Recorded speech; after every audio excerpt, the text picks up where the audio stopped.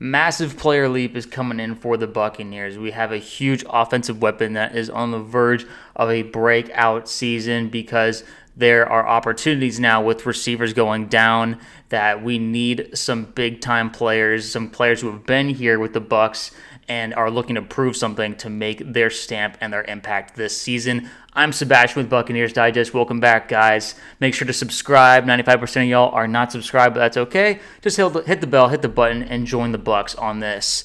We are just getting really, really close to the regular season. One more preseason game to go. I will be at that game covering it, and but then it'll be the regular season. So just get ready, guys. Put your seatbelt on because it's coming. It's right around the corner. But anyway, who are we talking about right now? Because we are in not desperate need, but we are in need of playmakers with Jalen McMillan going down. Chris Godwin's obviously not available to us. Tristan Wirfs is not going to be around at least for the first 4 games of the season, the first month of the season. So we're looking for guys who can really make an impact.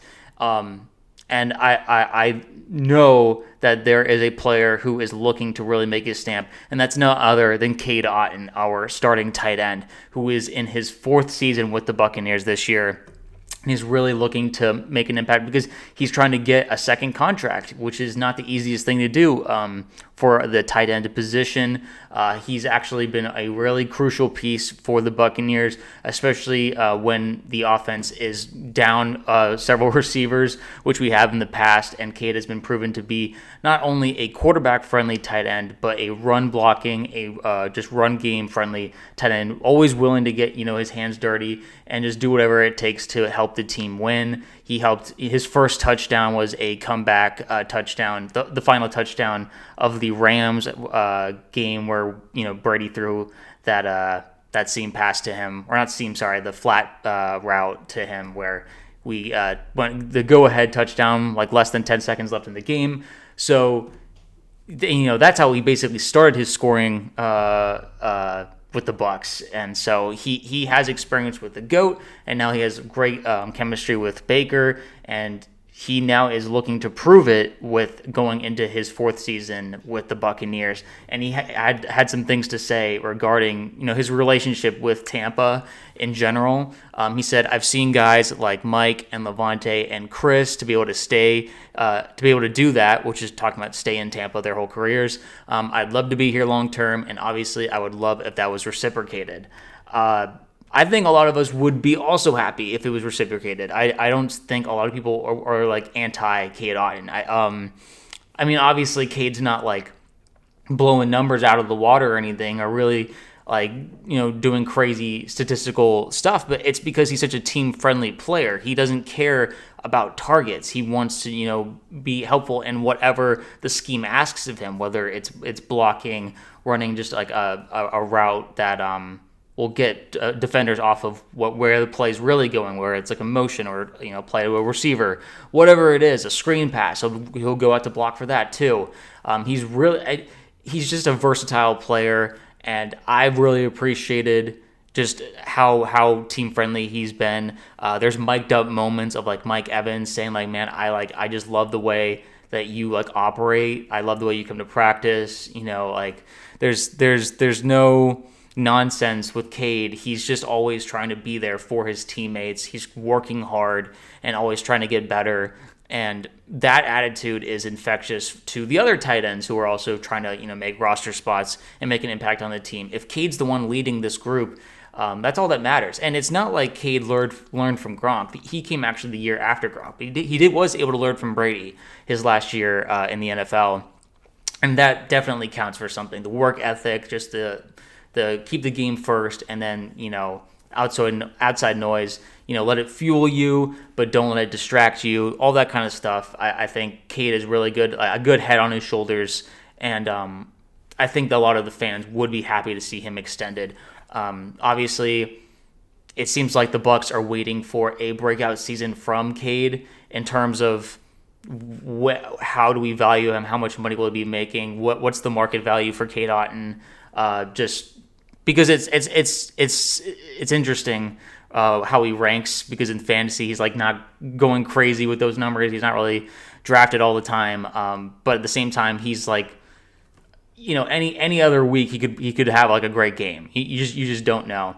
But when it comes to the scheme that he's now joining with Grizzard, he says that Cade Otton had to say about Josh Grizzard, our offensive coordinator. He does a great job with everyone. He moves pieces around. He has a lot of different formations he can go to in order to get different people to run certain routes. He's super creative in that way. I just think he's a great offensive mind, and I'm looking forward to seeing him get the credit he deserves.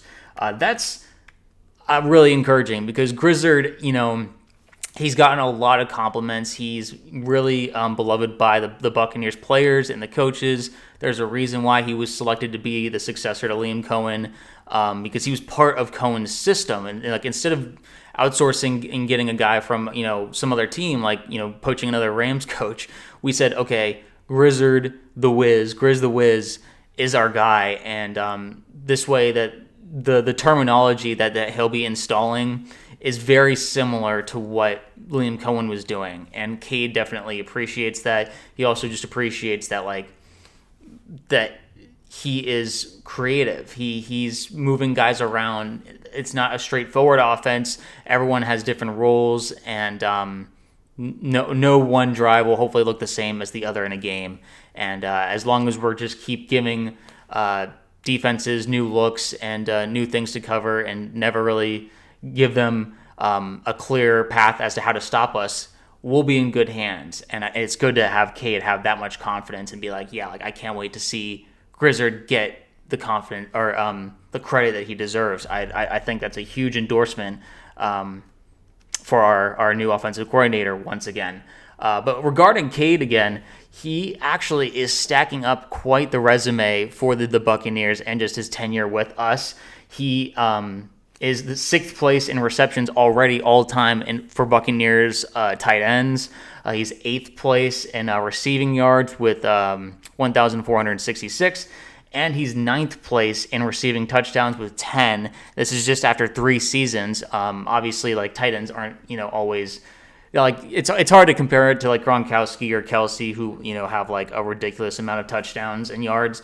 That's not really fair. But regarding the productivity with Cade in these statistics, only after 3 years, I mean the Bucs have kind of struggled to really have a long-term tenured Bucs franchise staple tight end. Some would say Cameron Brate was that guy, but he was never really a true number one tight end where we just knew that he was going to be the guy. He was just very inconsistent. As much as we all loved him, we always liked the Fitzpatrick to Brate connection, the Harvard to Harvard, as we all remember. But at the same time, I think a lot of us are kind of hoping we finally have our guy, our long-term answer for a tight end. And I still think that Cade has more to prove. He doesn't necessarily have a huge fire in him where he's not loudmouthed like a Travis Kelce, but at the same time he has the fire of competitiveness. He wants to do as much as he can for his team. He's team oriented rather than himself oriented, and that will reward his play and just his statistics in the long run. It's just maybe in the short run, it doesn't look as gaudy as impressive as a Brock Bowers, his first year in the league or anything like that. But that's completely fine in my opinion. I wouldn't worry too much about whether he's blowing statistics out of the water when we know how reliable and consistent he is when he's on the field. He's actually makes some pretty spectacular catches. He's made some one-handed grabs. There's several catches that's coming to mind. He's made some touchdown catches in the playoffs, some big catches in the playoffs. So I think that these things are all very important. And just last season, he had about 600 yards just that season alone, and just off of 59 receptions.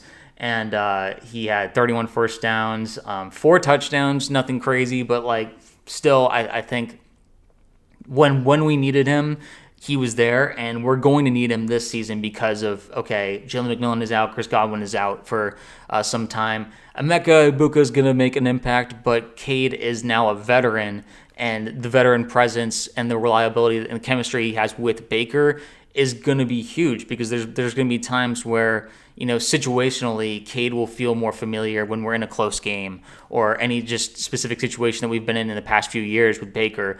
They'll understand what they need from each other, especially now that we're in a similar system than what we had in Liam Cohen's offense last year with Josh Grizzard this year. So I think all these things are very important and crucial to our success. And then lastly, Cade Otton had to say, having a similar offense as last year helps a lot, because we're not learning entirely new words and worrying about what's the right thing to do. When you know the calls well, you're able to think more about the defense and focus on your technique. I think you'll see it this year. Guys taking the next step, playing consistent each and every snap. I love this. I think Cade is really putting his best foot forward on every snap, and he, like I said, just it only cares about the team's success over his own. But he's also recognizing that this offense will do really well with the fact that all the guys who have come back, which is a lot of returning guys, and Emeka Egbuka, who's just been a stud ever since he's arrived here, they're not gonna be confused by what this offense requires of them. There's a difference when you're learning a new offense with a bunch of new terminology. You're just trying to remember the terminology so that when the play is called, you're more worried about, am I getting the play right, versus can I analyze the defense? Can I analyze what they're going to try to do to us to stop whatever we're doing? And now when they're able to do that, the technique, the fundamentals, there's less chance of a mistake happening, like a fumble.